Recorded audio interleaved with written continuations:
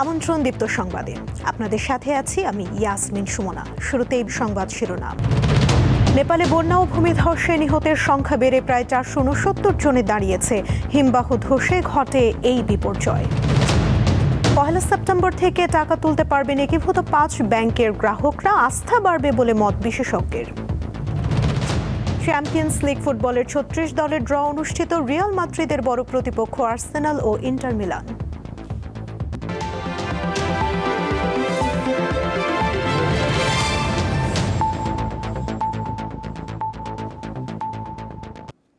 এবারে বিস্তারিত। নেপাল তিব্বত সীমান্তে ভয়াবহ আকস্মিক বন্যা ও ভূমিধসে নিহতের সংখ্যা বেড়ে 469 জনে দাঁড়িয়েছে। এখনও নিখোঁজ কমপক্ষে 1,500-এর বেশি মানুষ। এর মধ্যে নেপালে 9 শতাধিক এবং তিব্বতে 5.5 শতাধিক মানুষ নিখোঁজ বা যোগাযোগ বিচ্ছিন্ন অবস্থায় রয়েছেন। তাদের মধ্যে অধিকাংশই ভারত, মালয়েশিয়া, যুক্তরাষ্ট্র ও যুক্তরাজ্য সহ 28টি দেশের পর্যটক। এছাড়া নেপালের অন্তত 9টি জলবিদ্যুৎ প্রকল্প, 19টি সেতু এবং 40 কিলোমিটার মহাসড়ক ভেসে গেছে। নিখোঁজদের সন্ধানে উদ্ধার অভিযান অব্যাহত রয়েছে। নদীতে ধ্বংসাবশেষ আটকে থাকায় ফের বন্যার শঙ্কা করা হচ্ছে।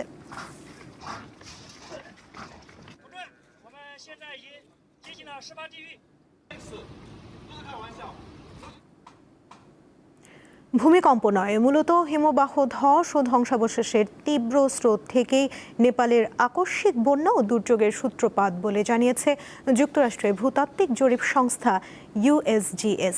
পাশাপাশি পাহাড় থেকে বিপুল পরিমাণ বরফ ধসের সাথে পাথর ও কাদামাটি থাকায় প্রাণহানি বেশি হয়েছে।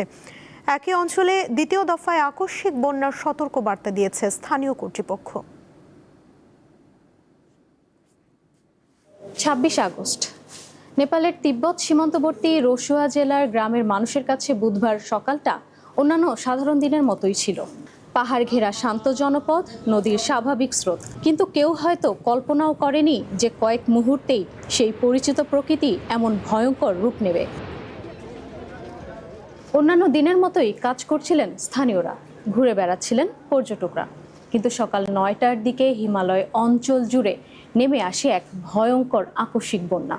তিব্বত থেকে নেপালের ভোতেকুশ নদীতে কাদা পানির তীব্র স্রোত এসে আছড়ে পড়ে ঘনবসতিপূর্ণ গ্রামগুলোতে। মুহূর্তের মধ্যে গ্রাস করে বিস্তীর্ণ এলাকা। তিব্বতের সঙ্গে নেপালের গুরুত্বপূর্ণ গিয়েরং স্থলবন্দরে এই ভূমিধসের ঘটনা ঘটে। তিব্বত সহ ওই এলাকার যোগাযোগ ব্যবস্থা এবং বিদ্যুৎ সংযোগ বিচ্ছিন্ন হয়ে যায়। পাহাড় থেকে নেমে আসা শক্তিশালী কাদা পানির ঢল মুহূর্তের মধ্যে ভাসিয়ে দেয় নদীর তীরবর্তী গ্রাম, বাজার, রাস্তা, সেতু। কাদামাটিতে আটকে পড়ার কারণে শত শত মানুষের প্রাণহানি হয়। নিখোঁজ বা যোগাযোগ বিচ্ছিন্ন রয়েছেন 1,500-এরও বেশি মানুষ, যাদের বেশিরভাগই পর্যটক এবং ভারতীয় নাগরিক। আকস্মিক এই বন্যার কারণ ভূমিকম্প থেকে হয়েছে প্রথমে ধারণা করা হলো, পরে জানা যায় মূলত ভূমিধস এবং তুষারধস থেকেই এর সূত্রপাত। তুষারধসের জেরে পাথর ও বরফের স্তূপে অবরুদ্ধ থাকা নদীর গতিপথ হঠাৎ ভেঙে সৃষ্টি হয় এই বিধ্বংসী আকস্মিক বন্যার। স্যাটেলাইট চিত্রেও বড় ধরনের বরফ পাথরের ধস ও ধ্বংসাবশেষ দেখা গেছে। USGS এর মতে এ ধরনের ডেব্রিস ফ্লো খুব দ্রুত গতিতে নেমে আসে এবং সামনে যা পায় তাই ধ্বংস করে ফেলে। বিপর্যস্ত এলাকাটি হিন্দু, বৌদ্ধ ও জৈন ধর্মাবলম্বীদের কাছে গুরুত্বপূর্ণ। প্রতি বছর এই সময়ে বিপুল পর্যটক এখানে জড়ো হন। কয়েক হাজার পর্যটক নেপাল হয়ে মানস সরোবরে যান। জলবায়ু পরিবর্তনের কারণে এই অঞ্চলের হিমবাহ দ্রুত গতিতে গলছে বলছেন বিজ্ঞানীরা। এদিকে একই অঞ্চলে দ্বিতীয় দফায় বন্যার সতর্কবার্তা দিয়েছে স্থানীয় কর্তৃপক্ষ। নেপালের সীমান্তবর্তী ভারতের বিহার ও উত্তরপ্রদেশেও বন্যা সতর্কতা জারি করা হয়েছে। এ বন্যা ও ভূমিধসকে 2015 সালের প্রাণঘাতী ভূমিকম্পের পর নেপালে সবচেয়ে বড় প্রাকৃতিক দুর্যোগ বলা হচ্ছে। প্রকৃতি আমাদের জন্য আশীর্বাদ, কিন্তু এই প্রকৃতি যখন বিগড়ে যায় তখন ধরণীতে নেমে আসে মহাপ্রলয়। আর এই বিপদের সামনে কয়েক মিনিটের ব্যবধানই জীবন মৃত্যুর পার্থক্য হয়ে দাঁড়ায়। ইশরাত সুমা, দীপ্তবার্তা পক্ষ। সম্মিলিত ইসলামী ব্যাংকের অধীনে একীভূত হওয়া 5টি ব্যাংকের ব্যক্তি আমানতকারীরা প্রয়োজন অনুযায়ী তাদের মূল টাকা উত্তোলন করতে পারবেন। আগামী 1 সেপ্টেম্বর থেকে এই টাকা তুলতে পারবেন গ্রাহকরা। আর লভ্যাংশ নিতে চাইলে মেয়াদি আমানতের নিয়ম মেনে ক্রেতারা তা পাবেন বলে জানিয়েছে কেন্দ্রীয় ব্যাংক। অন্তর্বর্তী সরকারের মেয়াদে এক্সিম ব্যাংক, ফার্স্ট সিকিউরিটি ইসলামী ব্যাংক, গ্লোবাল ইসলামী ব্যাংক, ইউনিয়ন ব্যাংক ও সোশ্যাল ইসলামী ব্যাংক একীভূত হয়ে গঠিত হয় সম্মিলিত ইসলামী ব্যাংক। সম্প্রতি সংসদে অর্থমন্ত্রী আমানতকারীদের মুনাফার ওপর কোনো ধরনের হেয়ারকাট থাকবে না বলে ঘোষণা দিলেও এ বিষয়ে আমানতকারীদের মধ্যে কিছু অস্পষ্টতা ছিল। এমন বাস্তবতায় আমানতকারীদের মুনাফার ওপর কোনো ধরনের হেয়ারকাট থাকবে না বলেই কেন্দ্রীয় ব্যাংকের পক্ষ থেকে জানানো হয়েছে। তবে সেক্ষেত্রে মেয়াদি আমানতের নিয়ম মেনে ক্রেতারা লভ্যাংশ পাবেন। আগামী 1 সেপ্টেম্বর থেকে সম্মিলিত 5 ইসলামী ব্যাংক থেকে আমানতকারীরা তাদের গচ্ছিত অর্থ তুলতে পারবেন। তবে কোন ধরনের আমানতকারীরা এই অর্থ তুলতে পারবেন বিস্তারিত আপনাদের জানাবো। ব্যক্তি আমানতকারীরা আল ওয়াদিয়া, চলতি হিসাব মুতারাবা, সঞ্চয় হিসাব ও মুতারাবা মেয়াদি আমানতের মূল অর্থ প্রয়োজন অনুযায়ী তুলতে পারবেন। 1 সেপ্টেম্বর থেকে আসলে যেটা দেওয়া হবে সেটা একেবারে নতুন একটা প্রক্রিয়া। কেউ যদি মনে করে যে আমি আমার টাকাটা শুধুমাত্র প্রিন্সিপালটা আমি নিয়ে আমি চলে যাব, তাহলে তাকে এটা দেওয়া হবে। এবং সেই হিসেবে এই ধরনের এটা শুধুমাত্র ব্যক্তি অ্যাকাউন্টগুলোকেই প্রদান করা হবে। ব্যক্তি আমানতকারীদের জন্য ব্যাংকটির স্বাভাবিক লেনদেনের পরিধি আরও বাড়বে বলে আশা করছে কেন্দ্রীয় ব্যাংক। আমানতকারীরা যদি মনে করেন যে আমরা শুধু প্রিন্সিপাল, আমরা সুদ সহ নেব, তাহলে তাদেরকে ওই স্কিমে যেভাবে বলা আছে সেই স্কিম হিসাবে ওনাদেরকে যেতে হবে। অর্থনীতিবিদরা সরকারের এই উদ্যোগকে স্বাগত জানিয়েছেন। জানান এতে ব্যাংক ব্যবস্থার প্রতি গ্রাহকের আস্থা বাড়বে। উদ্যোগটা পজিটিভ ওই দিক থেকে যে ব্যাংকিং সিস্টেমের উপরে একটু ভরসা এবং ট্রাস্টটা একটু ফিরে আসবে আস্তে আস্তে করে। বিশেষ করে সরকারের একটা চেষ্টা হচ্ছে যাতে করে 5টা যেটা সম্মিলিত ব্যাংক এটাকে যদি দাঁড় করানো যায়। প্রায় 35,000 কোটি টাকা মূলধন নিয়ে গঠিত সম্মিলিত ইসলামী ব্যাংক বর্তমানে দেশের সর্ববৃহৎ ও একমাত্র সরকারি মালিকানাধীন ইসলামী ব্যাংক। ব্যাংকটির কার্যক্রম দ্রুত স্বাভাবিক করতে প্রয়োজনীয় পদক্ষেপ নেওয়া হবে বলে জানিয়েছে কেন্দ্রীয় ব্যাংক। শাহরিয়ার ইমন, দীপ্ত সংবাদ, ঢাকা। চট্টগ্রামে কর্ণফুলী নদীর তীরে অবস্থিত ফিশারি ঘাট দেশের অন্যতম বড় ও ঐতিহ্যবাহী সামুদ্রিক মাছের পাইকারি বাজার। ভোরের আলো ফোটার আগেই হাঁকডাক শুরু হয় এখানে। এই বাজারে প্রতিদিন বিপুল অঙ্কের বেচাকেনা হয়, যা প্রভাব রাখছে দেশের অর্থনীতিতে। যদি বলি এখানে কিনে পুকুরের মাছ, ঝিলের মাছ এবং চাষের মাছ, কোরাল, বড় কোরাল, লাক্ষা, ইলিশ, চিংড়ি, রূপচাঁদা, কালোচাঁদা থেকে নিয়ে হরেক পদের মাছের যে সমারোহ, মাছের যে রাজ্য, সে মাছের রাজ্যই হচ্ছে চট্টগ্রামের ফিশারি ঘাট। চট্টগ্রামের ফিরিঙ্গি বাজারের ফিশারি ঘাট মানে হচ্ছে মাছের রাজ্য। ভোরের আলো ফোটার সাথে সাথে এখানে প্রথমে আসে দেশের বিভিন্ন প্রান্ত থেকে যে জিওল মাছগুলো, সেগুলো দেশীয় যে মাছগুলো বলা হয়, পুকুরের, ঝিলের এবং চাষের যে মাছগুলো, সেগুলো ভোরের আলো ফোটার সাথে সাথে আসে। এবং এখান থেকে মূলত দেশের বিভিন্ন প্রান্তে মাছের যে চাহিদা, সে মাছের চাহিদা মেটানো হয়। আমাদের এখান থেকে প্রচুর পরিমাণ মাছ বিক্রি হচ্ছে। এখানে ধরুন আপনার আমরা এই চট্টগ্রাম বাজার থেকে সারা বাংলাদেশের মধ্যে মাছ চালানো যাচ্ছে। সাতক্ষীরা, ঢাকা, নোয়াখালী, মিরসরাই বিভিন্ন অঞ্চলে যাচ্ছে এখান থেকে মাছ। বা কয়েকশো টন মাছ বিক্রি করা হয় এখানে। কারণ আমরা তো সাদা মাছের লাইনে আছি। এই আমাদের বর্তমানে বাজার অনেক ভালো আছে, খারাপ না। এখন তো সকালবেলা হলে জিওল মাছ বিক্রি হচ্ছে, 7টা 8টার পরে থেকে তখন বোর্ডের মাছ ওঠা শুরু করবে। কয়েক কোটি টাকার ব্যবসা হচ্ছে। এখানে মনে করতেছি যে এটা অথেন্টিক, পরিষ্কার পাবো। 20-50 টাকা ডিফারেন্স হয়, তবে এখানে ফ্রেশ পাওয়া যায়। বাজার থেকে এখানে ফ্রেশ পাওয়া যায়। এই দাম কম দাম না, এখানে সরবরাহ ভালো থাকলে মাছের দাম কম, সরবরাহ কম থাকলে মাছের দাম বেশি। মাছটা তাজা জন্য আসি, দাম বেশ কম। এটা হচ্ছে মাছের সরবরাহের উপর। বলা হয় এশিয়ার সর্ববৃহৎ মাছের বাজার হচ্ছে এটি, এবং এখানে প্রতিদিন কয়েক কোটি টাকার মাছ দেশের বিভিন্ন প্রান্তে যাচ্ছে। শুধু আড়তদাররা নয়, যারা ছোট পাইকারি ব্যবসায়ীরা রয়েছেন মাছের, তারাও এখান থেকে মাছ নিয়ে যাচ্ছেন। যারা ছোট একদম খুচরা ব্যবসায়ী রয়েছে, তারাও কিন্তু এখান থেকে মাছ নিয়ে যেয়ে তাদের জীবিকা নির্বাহ করে। দেশের 1/3 মাছের চাহিদা মিটছে চট্টগ্রামের ফিশারি ঘাটের এই মাছ বাজার থেকে। দেশের বিভিন্ন প্রান্ত থেকে আড়তদাররা এসে তাদের চাহিদা মতো মাছ কিনে নিয়ে যেয়ে মানুষের চাহিদা মেটাচ্ছে। খুচরা ব্যবসায়ীরা বলছেন চট্টগ্রামের এই ফিশারি ঘাটই হচ্ছে তাদের বাঁচার একমাত্র প্রাণকেন্দ্র। চট্টগ্রামের ফিশারি ঘাট থেকে রুনা আনসারি, দীপ্ত সংবাদ।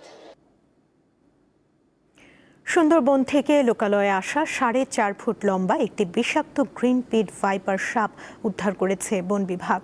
পূর্ব সুন্দরবনের চাঁদপাই রেঞ্জের সহকারী বন সংরক্ষক দীপন চন্দ্র দাস এ তথ্য নিশ্চিত করেন।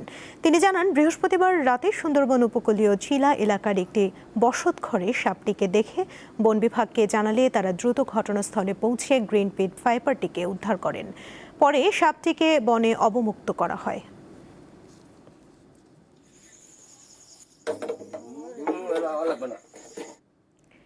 সাপের বিষ থেকে তৈরি হয় ওষুধের কাঁচামাল ও অ্যান্টিভেনম, যা আমদানি হয় বিদেশ থেকে।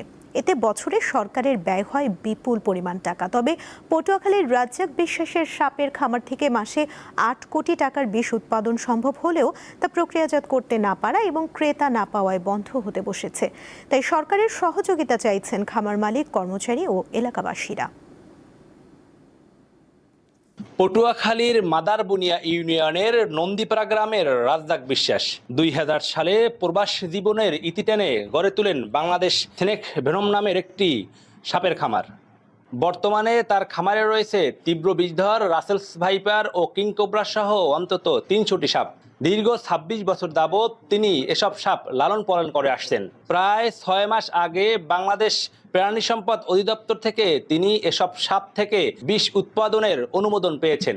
বর্তমানে রাজ্জাক বিশ্বাসের এ সাপের খামার থেকে প্রতি মাসে প্রায় 8 কোটি টাকার বিষ উৎপাদন সম্ভব। তারপরও ক্রেতার অভাবে এসব সাপের বিষ তিনি বিক্রি করতে পারছেন না। এই প্রক্রিয়াজাত করার জন্য আমাদের মূলত মেশিন এবং অর্থের প্রয়োজন, এবং এইটা মূলত আমাদের যে এখন অবস্থা, যদি সরকার আমাদের সহযোগিতা না করে এবং এই মেশিন কেনা এবং প্রসেস প্রক্রিয়া করার জন্য যদি সহযোগিতা না করে আর্থিকভাবে, তাহলে আমরা মূলত এই সাপের খামারটা দিয়ে এখন আমরা মূলত কোনো কিছু করতে পারতেছি না।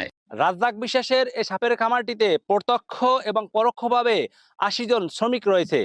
এই খামারটি বন্ধ হয়ে গেলে এসব শ্রমিক কর্মহীন হয়ে পড়বেন। লাইসেন্স পাইয়া এখন দেখা গেছে আমরা বিষ বিক্রি করতে পারতেছি না, কারণ আমরা বাহিরে বাজারজাত করতে পারতেছি না। আর এটা যদি বাজারজাত আমরা করতে পারতাম, তা আমরা ডেভেলপ হইতাম, দেশ ডেভেলপ হইতে। রাজ্জাক বিশ্বাসের খামারের শুরু থেকেই সকল ধরনের সহযোগিতা করে আসছে জেলা প্রাণী সম্পদ অধিদপ্তর।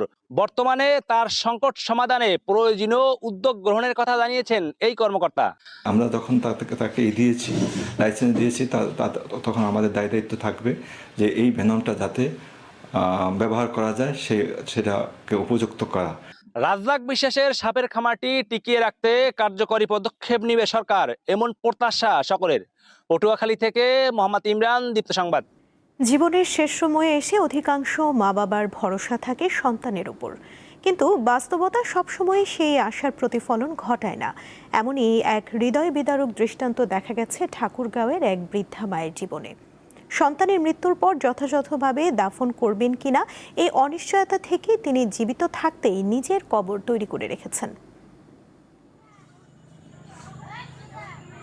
ঠাকুরগাঁও সদর উপজেলার বালি এলাকার বাসিন্দা আয়েশা খাতুন ভাঙ্গা টিনের ঝুপড়ি ঘরে 5 বছর ধরে একাকী বসবাস করছেন এই বৃদ্ধা। নেই বিদ্যুৎ, বৃষ্টি হলে চাল চুয়ে পড়ে পানি, খেয়ে না খেয়ে দিন কাটে তার। অদ্ভুত ব্যাপার হলো, ঘরের পাশে নিজের জন্যই কবর তৈরি করে রেখেছেন তিনি নিজেই। কবর করে রাখছে, যদি মরার পরে যদি তার ছেলেরা যদি তাকে না দেখে, এলাকাবাসীর কাছে বলে গেছে সবাই মারি দিবেন। তার যে সন্তানরা, তারা সবাই প্রতিষ্ঠিত ব্যবসায়ী এলাকার, কিন্তু তারা যে সম্পদ ছিল সেই সম্পদ লিখে নেওয়ার পরেই তার মাকে তারা দেখে না। বৃদ্ধা মায়েদের এই করুণ অবস্থা আমরা আসলে কেউ এলাকাবাসী ভাবতে পারিনি। বর্ষার সময় ঘরের ভিতরে পানি ওঠে, আপাতত এই পর্যন্ত পানি ওঠে। জানা গেছে সন্তানদের উপর ভরসা না থাকায় জীবিত অবস্থায় নিজের কবর তৈরি করে রেখেছেন এই 5 সন্তানের জননী। কারণ স্বামীর মৃত্যুর পর ছেলেদের নামে জমি লিখে দেওয়ার পরে আর ঠাঁই মেলেনি কোনো সন্তানের ঘরেই, যদিও সন্তানদের আর্থিক অবস্থা বেশ ভালো। এই বয়সে যে বেটারা দেখলো না, তয়তো ভানালি দেখে না, কিচ্ছুটি দেখে না। আমার 80 বছর জানি আমি খারাপ না ভালো না কি করছি, বেড়া করে মানুষ করতে কি আমার খাটে না, 1-12 বছর আমি বাদ করছি।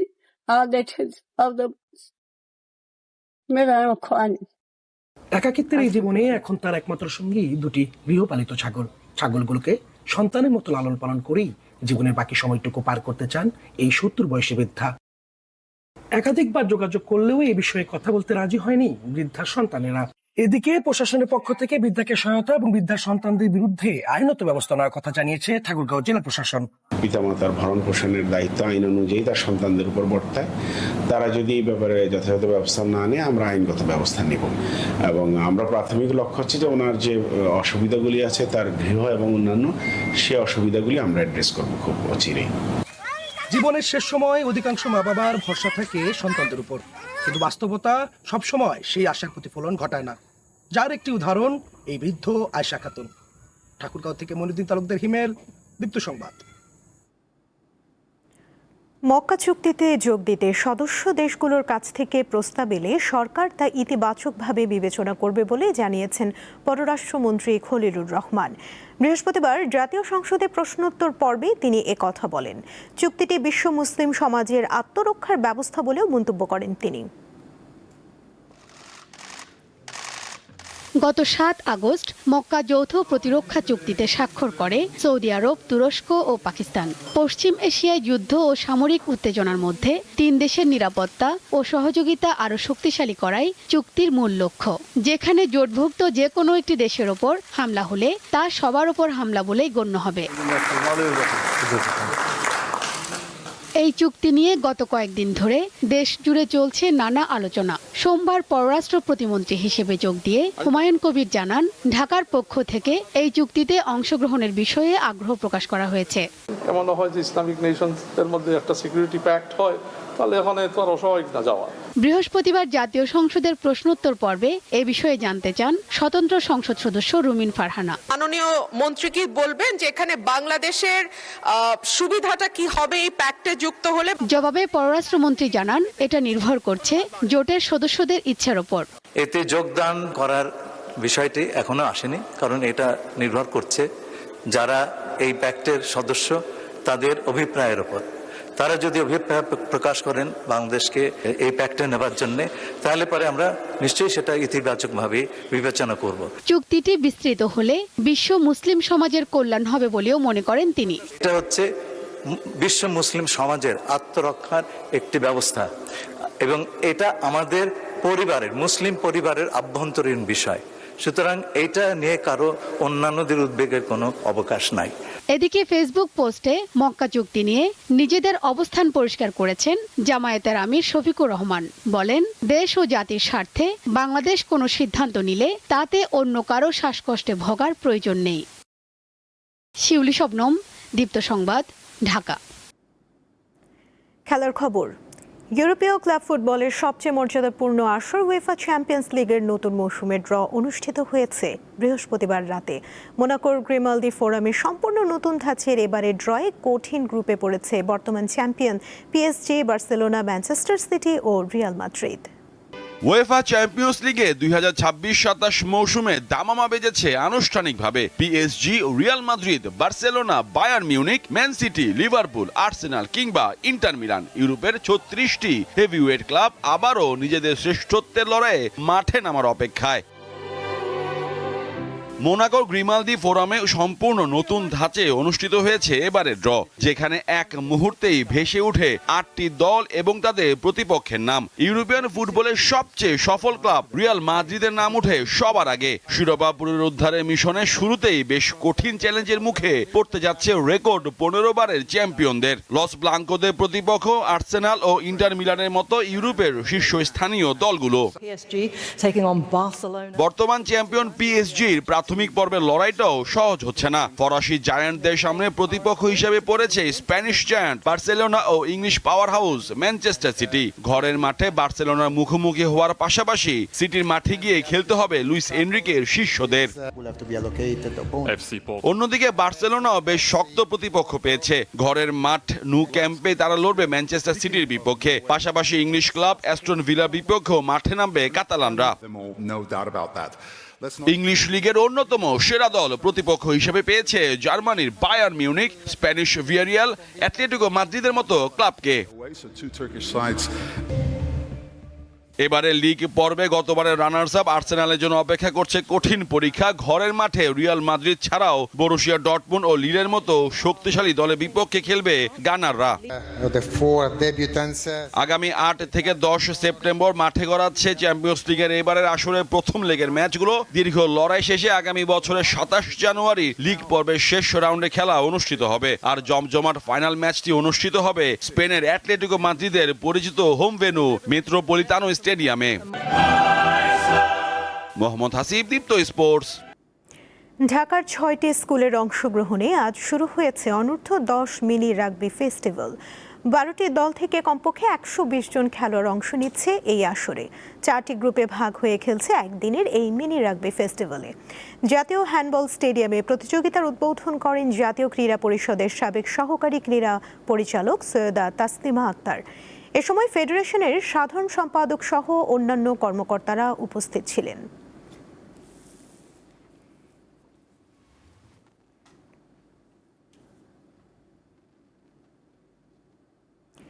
দীপ্ত সংবাদ শেষ করার আগে সংবাদ শিরোনামগুলো জানিয়ে দিচ্ছি আরও একবার।